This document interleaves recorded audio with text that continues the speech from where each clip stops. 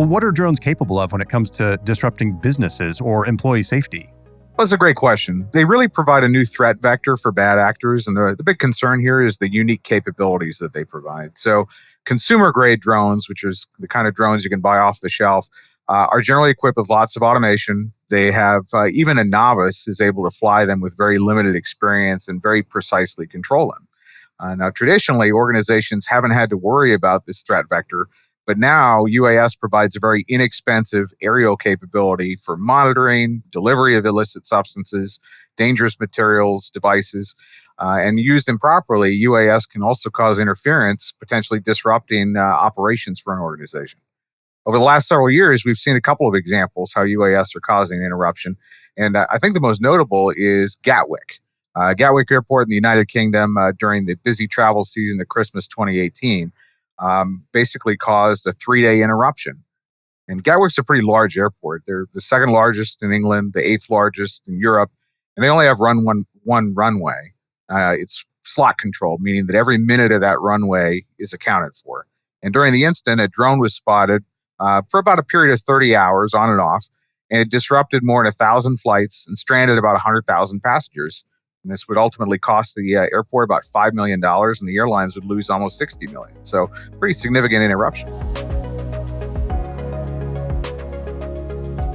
How common are these types of drone attacks, and why have they been overlooked for so long? I wouldn't say they're particularly common, but it's a new threat vector. It's emerging. So you're really seeing that it's changing as that threat vector is becoming more popular. Part of the reason we haven't heard about them is that emergence issue. So organizations, first of all, they're not prepared to recognize that there's a potential security or a safety issue, and they're really not prepared to respond to the kind of threat either. So unlike where you have an established threat vector, bad actors are coming up with new and creative different ways of adapting this technology. So we really don't know all the different ways that UAS can be used to cause problems in these organizations. And then finally, there's a real strong growth in the number of UAS being flown. So according to the FAA, we think there's about 1.8 million recreational drones out there and almost 900,000 commercial drones. And those are less than 55-pound drones. So this number doesn't even represent all the drones that are unregistered or go unreported to the FAA. So the problem is getting more challenging because the numbers are growing. So what are the specific things an organization can do to develop or enhance their drone preparedness? Perhaps the most important thing is for organizations to really start developing an awareness of the drone activity that might be going on around them. There's several companies that offer different kinds of detection or airspace awareness services. And these products can be valuable, especially to some organizations, especially those organizations that have the potential for interference, or if they have a potential for drones causing a severe consequence for that organization.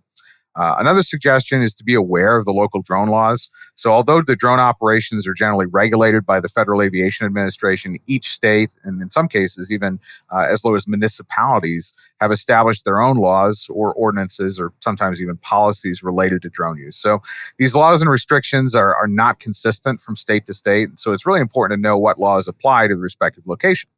And then finally, it's a good idea to look up your local FAA Law Enforcement Assistance Program or LEAP officer. Each region has designated LEAP officers, and these are federal law enforcement officers that are tasked with coordinating with local law enforcement agencies to enforce FAA regulations and the crimes associated with aviation, which include drones. They're very familiar with drone issues, and they can be a great resource if there are concerns about certain drone operations around an organization.